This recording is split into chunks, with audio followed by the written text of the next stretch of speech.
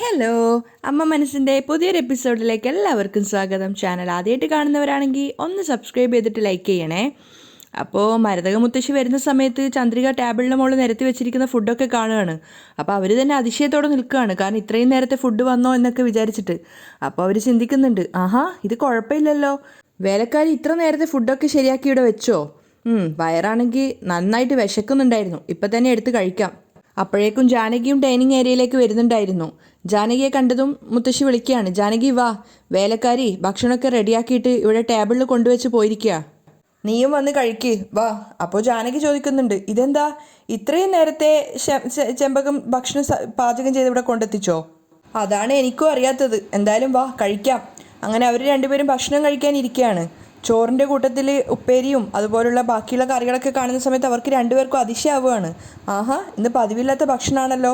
ഒരു കാസറോൾ തുറന്ന സമയത്ത് മുത്തശ്ശി തന്നെ പറഞ്ഞു പോകുന്നുണ്ട്, അയ്യോ അടിപൊളി മണം, ഇത് മനുഷ്യനെ തന്നെ കൊതിപ്പിച്ച് കൊല്ലും. അവരാ കാസറോൾ തുറന്നിട്ട് ജാനകിയുടെയും അവരുടെയും പ്ലേറ്റിലേക്ക് മാറ്റുകയാണ്. അപ്പോൾ തന്നെ അവർ പറയുന്നുണ്ട്, കാണുമ്പോൾ തന്നെ എന്ത് ഭംഗിയാ. അതൊക്കെ കേട്ടുകൊണ്ടാണ് സിദ്ധു അങ്ങോട്ടേക്ക് വരുന്നത്. എന്തൊക്കെയാണ് അവർ ഫുഡിനെ കുറിച്ച് പറയുന്നത് അറിയാൻ വേണ്ടിയിട്ട് ഒരു ക്യൂരിയോസിറ്റിയോട് കൂടി സിദ്ധു അവിടെ തന്നെ ഇരിക്കുകയാണ്. പക്ഷേ സിദ്ധുവിനെ അവർ രണ്ടുപേരും കണ്ടിട്ടുണ്ടായിരുന്നില്ല. മുത്തശ്ശി നോക്കുന്ന സമയത്ത് പപ്പടമൊക്കെ ഉണ്ടായിരുന്നു. അവർക്ക് തന്നെ അതിശയാവുകയാണ്, ഇങ്ങനെ സാധാരണ ചെമ്പകം ഇത്രയൊന്നും ഉണ്ടാക്കാറില്ലല്ലോ എന്നൊക്കെ അവർ പരസ്പരം പറയുന്നുണ്ട്. അതൊക്കെ കേട്ട് സിദ്ധു പുഞ്ചിരിച്ചുകൊണ്ട് അവിടെ ഇരിക്കുകയാണ്. മുത്തശ്ശി ഓരോ കാസറോൾ തുറക്കുന്നതനുസരിച്ച് അവർക്ക് അതിശയായിക്കൊണ്ടിരിക്കുകയാണ്. കാരണം ഓരോരോ പുതിയ പുതിയ വിഭവങ്ങൾ ഉണ്ടായിരുന്നു. ഇന്ന് പാചകം ഭയങ്കര ഉഷാറാക്കിയിട്ടുണ്ടല്ലോ. രണ്ടുപേരുടെയും പാത്രത്തിലേക്ക് ഓരോരോ ഐറ്റങ്ങളായിട്ട് അവർ വിളമ്പുകയാണ്. അവസാനം ഭക്ഷണം കഴിച്ചു തുടങ്ങിയപ്പോൾ ജാനകിക്ക് മനസ്സിലാവുന്നുണ്ട് ഭക്ഷണത്തിന് സാധാരണ ഉള്ളതിനേക്കാളും രുചിയുണ്ട് എന്ന്. അപ്പോൾ അവർ മുത്തശ്ശിയോട് പറയാണ്, ചെറിയമ്മേ സാധാരണ ഉള്ളതിനേക്കാട്ടിലും ഭക്ഷണം ഇന്ന് നല്ല ടേസ്റ്റി ഉണ്ട്. അപ്പോൾ സിദ്ധു അത് കേട്ടിട്ട് ഇങ്ങനെ കേട്ടിരിക്കുകയാണ്, കാരണം ചന്ദ്രികയെക്കുറിച്ചാണ് അവർ പുകഴ്ത്തുന്നതൊക്കെ. ചെമ്പകായിരിക്കും ഇത്രയും നന്നായിട്ട് പാചകം ചെയ്തത്.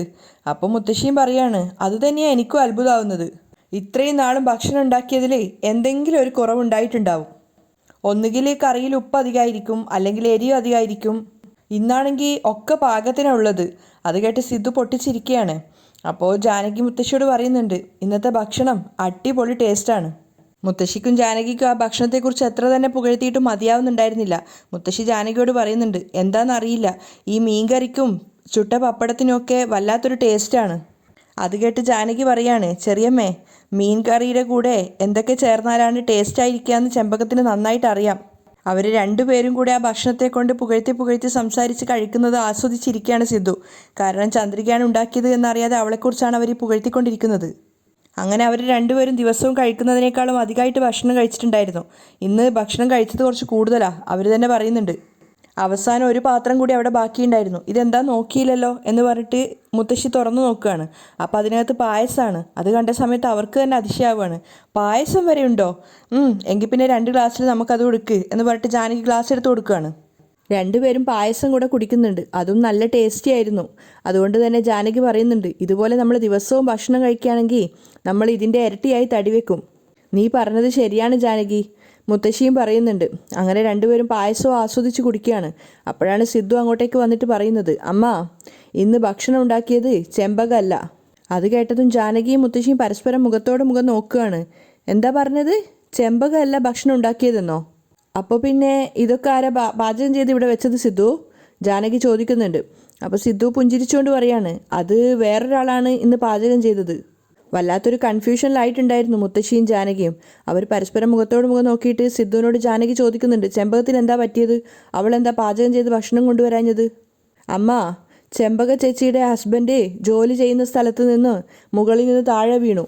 അതുകൊണ്ട് ചെമ്പക ചേച്ചി വരാൻ 2 ആഴ്ചയെങ്കിലും എടുക്കും. അതുകൊണ്ട് അവർക്ക് ഭക്ഷണം ഉണ്ടാക്കാൻ പറ്റിയില്ല. അതുകൊണ്ട് 2 ആഴ്ചത്തേക്ക് ഞാൻ വേറൊരാളെ ജോലിക്ക് വെച്ചിരിക്കുക. ആ കുട്ടി ഭക്ഷണം ഉണ്ടാക്കിയതാണ് നിങ്ങളിപ്പോൾ കഴിച്ചത്. സിദ്ധു പുഞ്ചിരിച്ചുകൊണ്ട് പറയാണ്. അപ്പോൾ മുത്തശ്ശി പറയുന്നുണ്ട്, സിദ്ധു എങ്കിൽ പിന്നെ മോനൊരു കാര്യം ചെയ്, ചെമ്പകത്തിനോട് ഇനി പാചകം ചെയ്യണ്ടെന്ന് തന്നെ പറഞ്ഞേക്ക്. ഇന്ന് ഉണ്ടാക്കിയ പെൺകുട്ടിയോട് തന്നെ ഇനി അങ്ങോട്ട് ഭക്ഷണം ഉണ്ടാക്കി തരുമോ എന്ന് ചോദിക്ക്. നല്ല ടേസ്റ്റോടെയാണ് ഇന്നത്തെ ഭക്ഷണം ഉണ്ടാക്കിയിരിക്കുന്നത്. അപ്പോൾ സിദ്ധു പുഞ്ചിരിച്ചുകൊണ്ട് കേട്ട് നിൽക്കുകയാണ്. അപ്പോൾ ജാനകിയും പറയുന്നുണ്ട്, അതെ സിദ്ധു, എന്ത് ടേസ്റ്റാണെന്ന് ഇന്നത്തെ ഭക്ഷണത്തിന്. ആഹാ, സിദ്ധു ഒന്നും അറിയാത്തതുപോലെ ചോദിക്കുകയാണ്. അപ്പോൾ ജാനകി പറയുന്നുണ്ട്, ആ പെൺകുട്ടിയോട് ഒരു ദിവസം വീട്ടിലേക്ക് വരാൻ പറ, നമ്മൾ അവളെ നന്നായിട്ട് പരിഗണിക്കണം. അപ്പോൾ സിദ്ധു ചെറുതായിട്ടൊന്ന് അഭിനയിച്ചുകൊണ്ട് പറയാണ്, ആക്ച്വലി അവൾ കുറച്ച് ബിസിയാണ്, അങ്ങനെ വീട്ടിലേക്കൊന്നും വരില്ല. ഡെയിലി ഭക്ഷണം ഉണ്ടാക്കി തരാമെന്ന് പറഞ്ഞിട്ടുണ്ട്. നിങ്ങൾ രണ്ടുപേരും കഴിച്ചതിന് ശേഷം നല്ല അഭിപ്രായം പറഞ്ഞത് വേണമെങ്കിൽ ഞാൻ ആ കുട്ടിയോട് പറഞ്ഞേക്കാം. ആ, അതായാലും മതി. അവർ രണ്ടുപേരും പുഞ്ചിരിച്ചുകൊണ്ട് പറയാണ്. സിദ്ധാർത്ഥിന് ശരിക്കും വല്ലാത്ത സന്തോഷം തോന്നുന്നുണ്ടായിരുന്നു. സിദ്ധു ചിരിച്ചുകൊണ്ട് അവിടുന്ന് പോവുകയാണ്. അപ്പോൾ മുത്തശ്ശി ജാനകിയോട് പറയുന്നുണ്ട്, ഭാഗ്യം തന്നെ, ഇനി ചെമ്പകത്തിൻ്റെ അടുത്തുനിന്ന് നമുക്ക് രക്ഷപ്പെടാനൊരു അവസരം കിട്ടിയിരിക്കുക. അത് കേട്ട് ജാനകിയും പൊട്ടിച്ചിരിക്കുന്നുണ്ട്. അതിനുശേഷം ചന്ദ്രിക ഉണ്ടാക്കിയ പായസം രണ്ടുപേരും ആസ്വദിച്ച് കുടിക്കുകയാണ്. ചന്ദ്രിക ഇതൊന്നും അറിയാതെ ക്ഷേത്രത്തിലേക്ക് വന്നിരിക്കുകയാണ്. അവൾ പ്രാർത്ഥനയ്ക്ക് ശേഷം കണ്ണു തുറന്നപ്പോൾ കൺമുന്നിൽ ഉണ്ടായിരുന്നത് ദീപാരാധന തട്ടുമായിട്ട് സിദ്ധുവാണ്. അവൾ അതിശയത്തോടെ ചോദിക്കുന്നുണ്ട്, ഇതെന്താ സർ, ദീപാരാധന തട്ടുമായിട്ട് സാറ് മുന്നിൽ നിൽക്കുന്നത്? അത് കേട്ട് ചിരിച്ചുകൊണ്ട് സിദ്ധു പറയുന്നുണ്ട്, ഓ അതാണോ? അതെന്താന്ന് വെച്ചാൽ പൂജാരി ഒരു എമർജൻസി കാര്യം ഉണ്ടായിട്ട് പുറത്തേക്ക് പോയിരിക്കുകയാണ്. ഇന്ന് ഞാനാണ് അർച്ചനയൊക്കെ ചെയ്യുന്നത്. ഇന്നാ പ്രസാദം എടുത്തോ എന്ന് പറഞ്ഞിട്ട് ചന്ദ്രികയ്ക്ക് നേരെ ആ ഒരു തട്ട് നീട്ടുകയാണ്. ചന്ദ്രിക വേഗം തന്നെ അതിനെ തൊട്ട് തൊഴുതതിന് ശേഷം അതിൽ നിന്നും ചന്ദനം എടുത്തിട്ട് നെറ്റിയിൽ വെക്കുന്നുണ്ട്. മാത്രമല്ല അവൾ സംശയത്തോട് ചോദിക്കുകയാണ്, സത്യമായിട്ടും പൂജാരി അകത്തില്ലേ? അല്ലെങ്കിൽ നിങ്ങൾ എന്തെങ്കിലും പറഞ്ഞിട്ട് അദ്ദേഹത്തെ പുറത്തേക്ക് പറഞ്ഞു വിട്ടതാണോ? അപ്പോൾ ചിരിച്ചുകൊണ്ട് സിദ്ധു പറയാണ്, അയ്യോ ഞാനായിട്ട് പറഞ്ഞു വിട്ടതല്ല, സത്യമായിട്ടും എന്തോ എമർജൻസി ഉണ്ടായിട്ട് അദ്ദേഹം പോയതാണ്. ഇപ്പോൾ കുറച്ചു നേരം കൊണ്ട് അദ്ദേഹം തിരിച്ചു വരുമെന്ന് എനിക്ക് തോന്നുന്നത്. അല്ല, ദീപാരാധനയൊക്കെ കഴിഞ്ഞ് എന്തോ വേണ്ടുന്ന കാര്യം സാധിച്ചതുപോലെ ഉണ്ടല്ലോ. ചന്ദ്രികയോട് സിദ്ധു ചോദിക്കുകയാണ്. അപ്പോൾ ചന്ദ്രിക പറയുന്നുണ്ട്, സത്യമാണ്, പോണ്ടിച്ചേരി സ്കൂളിലെ വലിയൊരു ഓർഡർ നമുക്ക് കിട്ടിയല്ലോ. അത് നല്ല രീതിക്ക് ചെയ്തു തീർക്കാൻ പറ്റണമെന്നായിരുന്നു പ്രാർത്ഥിച്ചത്. അപ്പോൾ സിദ്ധുവും കോൺഫിഡൻസോടെ പറയാണ്, അത് നല്ല രീതിയിൽ ചെയ്തു തീർക്കാൻ പറ്റും Chandrika, all the very best. അപ്പോൾ ചന്ദ്രിക പറയുന്നുണ്ട്, അത് ചെയ്യാൻ പറ്റും എന്ന് പറയാതെ ചെയ്യാൻ നമുക്ക് പറ്റും എന്ന് പറ. നമ്മളെല്ലാവരും ഒന്നിച്ചാണല്ലോ ജോലി ചെയ്യുക. അപ്പോൾ സിദ്ധുവും പുഞ്ചിരിച്ചുകൊണ്ട് പറയുന്നുണ്ട്, തീർച്ചയായിട്ടും. അത് കഴിഞ്ഞ് സിദ്ധു ചന്ദ്രികയോട് പറയാണ്, ചന്ദ്രിക, ഈ ഒരു കാര്യത്തിൽ മാത്രമല്ല, ഈ ജീവിതകാലം മുഴുവൻ എല്ലാ കാര്യത്തിലും ഞാൻ നിൻ്റെ കൂടെ ഉണ്ടാവും. അത് കേട്ട് ചന്ദ്രികയും സന്തോഷത്തോടെ പുഞ്ചിരിക്കുകയാണ്. അപ്പോൾ സിദ്ധു പറയുന്നുണ്ട്, അമ്മ നിൻ്റെ ഭക്ഷണം കഴിച്ചിട്ട് ആഹാ ഓഹോ എന്നൊക്കെ പുകഴ്ത്തിക്കൊണ്ടിരിക്കുന്നുണ്ട്. സത്യമാണോ സർ? ചന്ദ്രിക അതിശയത്തോടെ ചോദിക്കുകയാണ്. പിന്നല്ലാതെ, ഇനി അങ്ങോട്ട് ചെമ്പകത്തിനോട് ഭക്ഷണം ഉണ്ടാക്കണ്ടെന്ന് തന്നെ പറയാൻ പറഞ്ഞിരിക്കുക. അത് കേട്ടിട്ട് ചന്ദ്രിക പൊട്ടിച്ചിരിക്കുകയാണ്. അപ്പോൾ സിദ്ധു തമാശയായിട്ട് പറയുന്നുണ്ട്, പാവം, നീ കാരണം ചെമ്പക ചേച്ചിയുടെ ജോലി പോകുന്ന തോന്നുന്നത്. അയ്യയ്യോ, നന്നായിട്ട് ഭക്ഷണം ഉണ്ടാക്കിയത് കൊണ്ട് ഇങ്ങനൊരു പ്രശ്നം ഉണ്ടാവുമോ? ചന്ദ്രിക ചോദിക്കുകയാണ്. അപ്പോൾ സിദ്ധു പറഞ്ഞു കൊടുക്കുന്നുണ്ട്, എപ്പോഴും നല്ല കാര്യത്തിനാണ് ഫസ്റ്റ് പ്രിഫറൻസ്. അത് കേട്ടിട്ട് ചന്ദ്രിക പറയുന്നുണ്ട്, പാവം സാർ ചെമ്പക ചേച്ചി, അവരെ ജോലിയിൽ നിന്ന് പറഞ്ഞു വിടുകയൊന്നും വേണ്ട. 2 ആഴ്ചത്തേക്ക് മാത്രമേ ഞാൻ ഭക്ഷണം പാചകം ചെയ്തു തരുള്ളൂ. അത് വേണ്ട, ഇന്ന് മുതൽ ഒരു വർഷത്തിലൊരു 365 ദിവസവും നീ ഉണ്ടാക്കിയാൽ മതി. ചെമ്പക ചേച്ചിക്ക് വേണമെങ്കിൽ നമുക്ക് ശമ്പളം കൊടുക്കാം. പക്ഷേ എൻ്റെ അമ്മയ്ക്ക് വേണ്ടിയിട്ട് നീ ഭക്ഷണം പാചകം ചെയ്യണം. സിദ്ധു പറഞ്ഞു കേട്ടപ്പോൾ ചന്ദ്രിക പറയുന്നുണ്ട്, അതിനെന്താ, എൻ്റെ അമ്മായിക്ക് വേണ്ടിയിട്ട് ഞാൻ ഭക്ഷണം പാചകം ചെയ്യും. മരണം വരെ അവർക്ക് ഭക്ഷണം ഉണ്ടാക്കി കൊടുക്കാൻ ഞാൻ ഭാഗ്യം ചെയ്യണം. ചന്ദ്രിക മനസ്സിൽ തട്ടിയാണ് അത് പറയുന്നത്. അതുകൊണ്ട് തന്നെ സിദ്ധു അവളെ തന്നെ നോക്കിക്കൊണ്ട് നിൽക്കുകയാണ്. അപ്പോൾ ചന്ദ്രിക ചോദിക്കുന്നുണ്ട്, ഇതെന്താ ഇങ്ങനെ നോക്കുന്നത് സർ? അപ്പോൾ സിദ്ധു ചോദിക്കുകയാണ്, സത്യം പറഞ്ഞാൽ എൻ്റെ അമ്മയുടെ മേൽ നിനക്ക് ചെറിയൊരു ദേഷ്യം പോലും ഇല്ലേ ചന്ദ്രിക?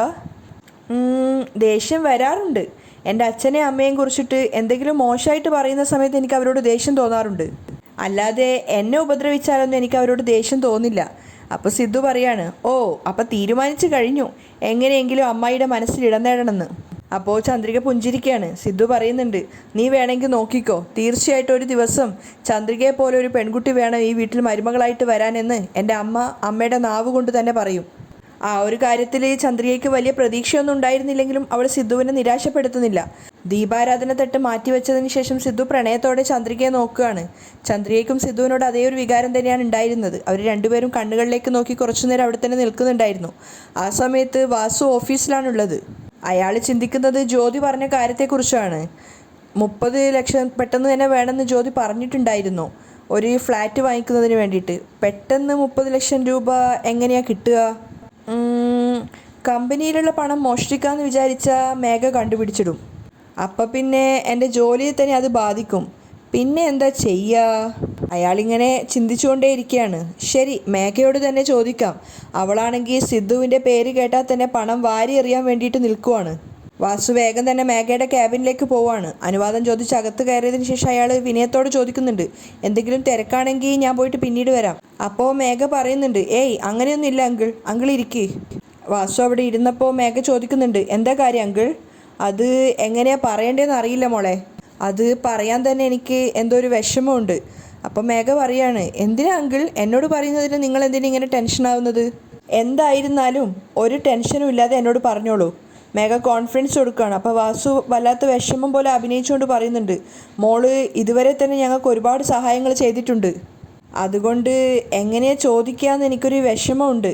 അപ്പം മേഘ പറയാണ്, അതൊന്നും കുഴപ്പമില്ല അങ്കിൾ, എന്തായാലും എന്നോട് പറഞ്ഞോളൂ. അത് പിന്നെ മോളെ, എനിക്ക് അർജൻറ്റായിട്ട് ഒരു 30 ലക്ഷം രൂപയുടെ ആവശ്യമുണ്ടായിരുന്നു. അപ്പോൾ മേഘ തന്നെ ഒന്ന് ചെറുതായിട്ട് ഞെട്ടുകയാണ്. അവൾ ചോദിക്കുന്നുണ്ട്, 30 ലക്ഷം രൂപയോ?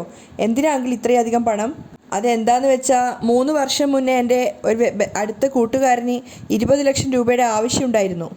ഞാൻ അവനോട് പാവം തോന്നിയിട്ട് അവന് പലിശയ്ക്ക് പണം എടുത്തു കൊടുത്തു. പക്ഷേ എൻ്റെ കൂട്ടുകാരൻ എന്നെ ചതിച്ചിട്ട് ആ പണം കൊടുക്കാതെ അവൻ ഈ നാട്ടിൽ നിന്നും രക്ഷപ്പെട്ടു പോയി. വാസു വല്ലാത്ത സങ്കടത്തോടെയാണ് പറയുന്നത്. അപ്പോൾ മേഘയും പറയുന്നുണ്ട്, അയ്യോ, എന്നിട്ട് ഇപ്പം എന്താ പറ്റിയേ? അപ്പോൾ വാസു പറയാണ്, ആ 20 ലക്ഷം രൂപ ഇപ്പോൾ പലിശയും ചേർത്ത് 30 ലക്ഷം രൂപയായി മോളെ. ഞാൻ ജാമ്യം നിന്നതുകൊണ്ട് പലിശയ്ക്ക് പണം കൊടുത്ത അയാൾ അവനെ കിട്ടാത്തത് കൊണ്ട് എന്നെ ഭീഷണിപ്പെടുത്തുകയാണ്. പെട്ടെന്ന് തന്നെ ആ പണം തിരികെ കൊടുത്തില്ലെങ്കിൽ എനിക്കെതിരെ ലീഗലായി ആക്ഷൻ എടുക്കുമെന്നാണ് പറയുന്നത്. ഈ ഒരു കാര്യം നിൻ്റെ അമ്മായി അറിഞ്ഞാൽ അവളുടെ മനസ്സ് വല്ലാതെ വിഷമിക്കും. അതുകൊണ്ടാണ് ഞാൻ നിൻ്റെ അടുത്ത് സഹായം ചോദിച്ചു വന്നത്. മേഘ ഒരു നിമിഷം ഒന്ന് കൺഫ്യൂഷനായിട്ട് ആലോചിക്കുന്നുണ്ടായിരുന്നു. ആ സമയത്ത് വാസു അടുത്ത തുറുപ്പുചീട്ട് എറിയാണ്. എന്തായാലും സിദ്ധുവിനെ മോള് തന്നെയാണ് കല്യാണം കഴിക്കുക. നിൻ്റെ അമ്മായി അച്ഛനാവാൻ പോകുന്ന ആള് കടക്കാരനാണെന്ന് പറയുന്നത് നിനക്കൊരു അഭിമാനക്കുറവല്ലേ മോളെ? ആ 30 ലക്ഷം രൂപ നീ തരികയാണെങ്കിൽ ഞാൻ ആ പലിശക്കാരൻ്റെ മുഖത്തേക്ക് എറിഞ്ഞു കൊടുത്തിട്ട് സമാധാനത്തോടെ നിൽക്കുമായിരുന്നു. വാസു മേഘയ്ക്ക് മുന്നിൽ നന്നായിട്ട് അഭിനയിക്കുകയാണ്. മേഘയും ചെറുതായിട്ടൊന്ന് കൺഫ്യൂഷനിലായി നിൽക്കുകയാണ്. അപ്പോൾ വാസു പറയുന്നുണ്ട്, മോളെ, എനിക്ക് ആ പണം വെറുതെ ഒന്നും തരണ്ട, കടായിട്ട് തന്നാൽ മതി, എൻ്റെ ശമ്പളത്തിൽ നിന്ന് കുറച്ച് കുറച്ചായിട്ട് പിടിച്ചോളൂ. അപ്പോൾ മേഘ പറയാണ്, അതൊന്നും സാരയില്ല അങ്കിൾ, നിങ്ങളിങ്ങനെ വിഷമിച്ചിരിക്കുമ്പോൾ അത് കണ്ടിട്ട് എനിക്ക് വെറുതെ ഇരിക്കാൻ പറ്റില്ലല്ലോ. മേഘ വേഗം തന്നെ ചെക്ക് എടുത്തിട്ട് 30 ലക്ഷം രൂപ എഴുതിയിട്ട് വാസുവിന് കൊടുക്കുകയാണ്. വാസു ആണെങ്കിൽ അതിവിനയത്തോടെയാണ് നിൽക്കുന്നത്. മേഘ പറയുന്നുണ്ട്, ഇന്നാ അങ്കിൾ, ഈ പണം നിങ്ങൾ എനിക്ക് തിരിച്ചു തരികയൊന്നും വേണ്ട, ആദ്യം കൊണ്ടുപോയി നിങ്ങളെ കടം തീർക്ക്. അപ്പോൾ വാസു സങ്കടത്തോടെ പറയാണ്, ഒരുപാട് നന്ദിയുണ്ട് മോളെ. എന്തിനാ അങ്കിൾ ഇങ്ങനെ നന്ദി എന്നൊക്കെ പറഞ്ഞ് വലിയ വലിയ വാർത്തകളൊക്കെ ഉപയോഗിക്കുന്നത്? നിൻ്റെ പോലത്തെ ഈ ഒരു നല്ല മനസ്സ് ആർക്കും ഉണ്ടാവില്ല മോളെ. വാസു മേഘയെ പുകഴ്ത്തുകയാണ്. അപ്പോൾ മേഘ പുഞ്ചിരിക്കുന്നുണ്ട്. അപ്പോൾ വാസു പറയാണ്, പിന്നെ ഒരു കാര്യം കൂടി ഉണ്ട് മോളെ. എന്താ അങ്കിൾ? ഈ പണം തന്ന കാര്യം ഒരിക്കലും നീ ജാനകിയോടോ സിദ്ധുവിനോടോ പറയരുത്. ശരി അങ്കിൾ, അതൊന്നും ഞാൻ അവരോട് പറയില്ല. താങ്ക്സ് മോളെ എന്ന് പറഞ്ഞിട്ട് വാസു ആ പണവുമായിട്ട് പുറത്തേക്ക് പോവാണ്. ആ ചെക്കുമായിട്ട് പുറത്തെത്തിയതിന് ശേഷം വാസു ചിന്തിക്കുന്നുണ്ട്, മേഘ ഉള്ളത് വരെ എനിക്ക് യാതൊരു ടെൻഷനും ഇല്ല. ഇങ്ങനെ എന്തെങ്കിലുമൊക്കെ ഓരോരോ തട്ടിപ്പുകൾ കാട്ടിയിട്ട് പണം ഇങ്ങനെ മോഷ്ടിച്ചു കൊണ്ടേയിരിക്കാം. വാസുവിന് വല്ലാത്ത സന്തോഷം തോന്നുന്നുണ്ടായിരുന്നു. അയാൾ ആ ചെക്കുമായിട്ട് അവിടുന്ന് പോയ സമയത്ത് ക്യാബിനിലിരിക്കുന്ന മേഘ ചിന്തിക്കുന്നുണ്ട്, ഞാൻ 30 ലക്ഷം രൂപ നിങ്ങൾക്ക് വെറുതെ തന്നതല്ല. നിങ്ങളുടെ മകൻ സിദ്ധുവിനെ നിങ്ങൾ എനിക്ക് തന്നെ കല്യാണം നടത്തി തരണം. അതിന് ഞാൻ നിങ്ങൾക്ക് തരുന്ന വിലയാണിത്. ഞാൻ നിങ്ങൾക്കും നിങ്ങളുടെ കുടുംബത്തിനും എപ്പോഴും ഇതുപോലെ ചെയ്യുന്ന ഉപകാരങ്ങൾ ഓർത്തിട്ട് നിങ്ങൾ എപ്പോഴും എൻ്റെ കാലിൻ്റെ അടിയിൽ തന്നെ ഉപകാരമുള്ളവരായിട്ട് ജീവിക്കണം. അങ്ങനെ അല്ലെങ്കിൽ നിങ്ങളുടെ കുടുംബത്തെ മൊത്തം ഞാൻ തൊലച്ചിടും. മേഘയുടെ ഉള്ളിലും കൃത്യമായൊരു ലക്ഷ്യം തന്നെ ഉണ്ടായിരുന്നു. വാസുവിനെ കാത്തു നിൽക്കുകയാണ് ക്ഷേത്രത്തിൽ ജ്യോതി. അപ്പോൾ ജ്യോതി വാസുവിനെ കണ്ടപ്പോൾ തന്നെ ചോദിക്കുന്നുണ്ട്, ഓഫീസിൽ ഒരുപാട് തിരക്കുണ്ടോയെന്ന്. വാസുവും പറയാണ്, ഇപ്പോൾ ഓഡിറ്റിംഗ് നടന്നുകൊണ്ടിരിക്കുകയാണ്, അതുകൊണ്ടാണ് എനിക്ക് പറഞ്ഞ സമയത്ത് വരാൻ പറ്റാഞ്ഞത്. അതൊക്കെ വിട്ടിട്ട് ജ്യോതി ചോദിക്കുന്നുണ്ട്, പിന്നെ ഞാൻ ആ ഫ്ലാറ്റിന് കൊടുക്കാൻ വേണ്ടിയിട്ട് അഡ്വാൻസ് കൊടുക്കാൻ വേണ്ടിയിട്ട് പറഞ്ഞ 30 ലക്ഷം രൂപ സംഘടിപ്പിച്ചോ? ആ, കൊണ്ടുവന്നിട്ടുണ്ട് എന്ന് പറഞ്ഞ് കാറിൻ്റെ ബാക്ക് സീറ്റിൽ നിന്ന് ഒരു പെട്ടി എടുത്ത് കൊണ്ടുവരികയാണ്. അപ്പോൾ ആ സമയത്ത് ചന്ദ്രികയും ക്ഷേത്രത്തിലുണ്ടായിരുന്നു. ഇവർ രണ്ടുപേരും സംസാരിക്കുന്നതും വാസു അതിനുശേഷം പെട്ടി എടുത്ത് കൊണ്ടുവന്നിട്ട് ജ്യോതിയുടെ മുന്നിൽ തുറന്നു വെച്ചപ്പോൾ അതിൽ 30 ലക്ഷം രൂപ ഉണ്ടായിരുന്നു. അപ്പോൾ വാസു ജ്യോതിയോട് പറയുന്നുണ്ട്, നീ ചോദിച്ചതുപോലെ ഇതിനകത്ത് 30 ലക്ഷം രൂപയുണ്ട്. അതൊക്കെ ചന്ദ്രിക കേൾക്കുകയാണ്. അവൾ അന്തം വിട്ട് നിൽക്കുന്നുണ്ടായിരുന്നു. അപ്പോൾ ജ്യോതി അതിശയത്തോടെ പറയുന്നുണ്ട്, ആഹാ, കുഴപ്പമില്ലല്ലോ, ഞാൻ ചോദിച്ച 30 ലക്ഷം രൂപയും കറക്റ്റായിട്ട് കൊണ്ടുവന്നല്ലോ. അത് കേട്ടിട്ട് വാസു പൊട്ടിച്ചിരിച്ചുകൊണ്ട് പറയാണ്, 30 ലക്ഷം രൂപ കഷ്ടപ്പെട്ടിട്ട് അധ്വാനിച്ചുണ്ടാക്കിയാൽ മാത്രമേ അതിന് വർഷം എടുക്കുള്ളൂ. ഇത് പറ്റിച്ച് നേടിയതല്ലേ, അതുകൊണ്ടാണ് പെട്ടെന്ന് കിട്ടിയത്. ജ്യോതി സന്തോഷത്തോടെ നിൽക്കുകയാണ്. അപ്പോൾ ചന്ദ്രിക ചിന്തിക്കുന്നുണ്ട്, ഇയാളുടെ കയ്യിൽ എങ്ങനെയായിരിക്കും ഇത്രയധികം പണം? എന്തിനായിരിക്കും ഇത്രയധികം പണം ഇയാൾ ജ്യോതിക്ക് കൊടുക്കുന്നത്? അപ്പോൾ ജ്യോതി വാസുവിനോട് പറയുന്നുണ്ട്, ഇന്ന് രാത്രി തന്നെ അഡ്വാൻസ് കൊടുത്തിട്ട് ആ ഫ്ലാറ്റ് ബുക്ക് ചെയ്യാം. ഇന്ന് രാത്രി നിങ്ങൾ വീട്ടിൽ വരുമോ? നാടൻ കോഴിയെ വെച്ച് കറി ഉണ്ടാക്കുവാണെങ്കിൽ ഞാൻ വരാം, വാസു ഒരു കൗശലത്തോടെ പറയാണ്. അപ്പോൾ ജ്യോതിയും പറയുന്നുണ്ട്, ഉണ്ടാക്കിത്തരാം, എങ്കിൽ വാ എന്ന് പറഞ്ഞിട്ട് ജ്യോതിയോട് പോകാൻ വേണ്ടിയിട്ട് പറയുകയാണ്. അപ്പോൾ ജ്യോതി വേഗം തന്നെ ആ പണപ്പെട്ടി എടുക്കുന്നുണ്ടായിരുന്നു. അവിടുന്ന് പോകാൻ ശ്രമിച്ചപ്പോൾ ജ്യോതിയുടെ കയ്യിലിരുന്ന ഫോൺ നിലത്ത് വീണിട്ടുണ്ട്. ജ്യോതി വേഗം കുഞ്ഞിട്ട് ഫോൺ എടുക്കുകയാണ്. വാസു ആണെങ്കിൽ റോട്ടിലെത്തിയിട്ട് ഒരു ഓട്ടോക്ക് കൈ കാണിച്ച് നിർത്തിയിട്ട് ജ്യോതി അതിൽ കയറ്റി വിടുകയാണ്. ജ്യോതി പോകുന്നത് നോക്കി നിൽക്കുകയാണ് വാസു. അപ്പോൾ ചന്ദ്രിക ദേഷ്യത്തോടെ ചിന്തിക്കുന്നുണ്ട്. ഇയാൾ മാറി എന്നാണ് കരുതിയിരുന്നത്, പക്ഷേ ഇയാൾ മാറുന്നു തോന്നുന്നില്ല. ജാനകി അമ്മായി ആണെങ്കിൽ ഇയാളെ ദൈവത്തെ പോലെയാണ് കാണുന്നത്, പക്ഷേ ഇയാൾ ഇത്രയും ചീപ്പായിട്ടാണല്ലോ നടക്കുന്നത്. ചന്ദ്രയ്ക്ക് വല്ലാത്ത ദേഷ്യം തോന്നുന്നുണ്ടായിരുന്നു. അവൾ വീട്ടിലെത്തിയ സമയത്ത് ചോറിന് അടുപ്പത്ത് അരിയിട്ടിരിക്കുകയാണ്. പക്ഷെ അതൊന്നും അറിയാതെ ചന്ദ്രിക ആലോചനയിലാണ്. ക്ഷേത്രത്തിൽ വെച്ച് നടന്ന കാര്യങ്ങൾ തന്നെയാണ് ചന്ദ്രിക ആലോചിച്ചുകൊണ്ടേയിരിക്കുന്നത്. ആ ഒരു പണം ജ്യോതിക്ക് കൊടുത്തതും അപ്പോൾ അത്രയും പണം എങ്ങനെയാണ് വാസുവിൻ്റെ കയ്യിൽ വന്നതെന്നൊക്കെയാണ് ചന്ദ്രിക ചിന്തിക്കുന്നത്. ജാനകി അമ്മായി ആണെങ്കിൽ ഇവർക്ക് വേണ്ടി ജീവൻ കൊടുക്കാൻ തയ്യാറാണ്, പക്ഷേ ഇയാളാണെങ്കിൽ അവരെ ചതിച്ചുകൊണ്ടിരിക്കുകയാണ്. ചോറ് തിളച്ചു തൂവുന്നതൊന്നും ചന്ദ്രിക അറിയുന്ന പോലും ഉണ്ടായിരുന്നില്ല. ആ സമയത്ത് സിദ്ധു അങ്ങോട്ട് വന്നിട്ട് ചന്ദ്രികയെ പേരെടുത്ത് വിളിക്കുന്നുണ്ട്. പക്ഷെ അതൊന്നും ചന്ദ്രിക കേൾക്കുന്നേയില്ല. അതിനുശേഷം മഹേന്ദ്രനെയും ലക്ഷ്മിയെയൊക്കെ സിദ്ധു വിളിച്ചിട്ട് അവരാരും അവിടെ ഉണ്ടായിരുന്നില്ല. അതിനുശേഷം സിദ്ധു നോക്കുമ്പോൾ ചന്ദ്രിക അവിടെ ഉണ്ട്, പക്ഷേ താൻ വിളിക്കുന്നതൊന്നും അവൾ അറിയുന്ന പോലും ഉണ്ടായിരുന്നില്ല. ചന്ദ്രിക എന്തോ സീരിയസ് ആയിട്ട് ചിന്തിക്കുകയാണെന്നുള്ളത് സിദ്ധുവിന് മനസ്സിലായി. അങ്ങനെ അവളുടെ അടുത്ത് പോയിട്ട് അവളെ പേരെടുത്ത് വിളിച്ചപ്പോൾ അവൾ ഞെട്ടുകയാണ്. എന്തോ സീരിയസ് ആയിട്ട് ചിന്തിക്കുന്നുണ്ട്. ഇത്രയും സീരിയസ് ആയിട്ട് ചിന്തിക്കുന്നുണ്ടെങ്കിൽ വലിയൊരു വിഷയം തന്നെ ആയിരിക്കും. ചന്ദ്രിക, എന്താ കാര്യം എന്ന് പറ. അതൊന്നുമില്ല സർ, ഞാൻ ജോലിയെക്കുറിച്ച് ആലോചിച്ചതാണ്. അപ്പോൾ എന്നോട് പറയാൻ പറ്റാത്ത എന്തോ കാര്യം തന്നെയാണെന്നൊക്കെ സിദ്ധു പറയുമ്പോൾ ചന്ദ്രിക ചിന്തിക്കുന്നുണ്ട്. നിങ്ങളുടെ അച്ഛന് മറ്റൊരു സ്ത്രീയായിട്ട് ബന്ധമുണ്ടെന്ന് ഞാൻ നിങ്ങളുടെ മുഖത്ത് നോക്കി എങ്ങനെയാ സർ പറയുക? എന്തോ ഒരു കാര്യം നിൻ്റെ മനസ്സിലുണ്ടെന്ന് എനിക്കറിയാം, പക്ഷേ അത് എന്നോട് പറയാൻ വേണ്ടി നീ മടിച്ചു നിൽക്കുകയാണെന്ന് എനിക്ക് മനസ്സിലായി. അപ്പോൾ ചന്ദ്രിക പറയുന്നുണ്ട്, പറയാൻ പറ്റുന്ന കാര്യമാണെങ്കിൽ ഞാൻ സാറിനോട് പറയുമായിരുന്നല്ലോ. ആ ഒരു കാര്യം ഇപ്പോൾ നിങ്ങളോട് പറയാൻ പറ്റിയ അവസ്ഥയിലല്ല. പറയാൻ പറ്റുന്ന സമയത്ത് ഞാൻ തീർച്ചയായിട്ടും പറയും. അപ്പോൾ സിദ്ധു പറയുന്നുണ്ട്, എന്തായാലും നീ ഒരു തീരുമാനം എടുത്താൽ അത് ആരെക്കൊണ്ടും മാറ്റാൻ സാധിക്കില്ല എന്ന് എനിക്കറിയാം. നിനക്ക് സ്വയം എപ്പോൾ എന്നോട് പറയണമെന്ന് തോന്നോ അപ്പോൾ പറഞ്ഞാൽ മതി എന്ന് പറഞ്ഞ് സിദ്ധു പോവാൻ ശ്രമിക്കുകയാണ്. പിന്നെ അവൻ ചോദിക്കുന്നുണ്ട്, അങ്കിളും ആൻറ്റി എവിടെയെന്ന്. അവർ പുറത്തു പോയിരിക്കുകയാണ്. ശരി, എങ്കിൽ ഞാൻ പിന്നീട് വരാം എന്ന് പറഞ്ഞ് സിദ്ധു അവിടെ നിന്ന് ഇറങ്ങാൻ നോക്കുന്നുണ്ട്. ആ സമയത്തും അവൻ നോക്കുമ്പോൾ ചന്ദ്രിക വലിയ ആലോചനയിൽ തന്നെയാണ്. അവിടെയാണ് ഇന്നത്തെ എപ്പിസോഡ് വൈൻഡപ്പ് ചെയ്യുന്നത്.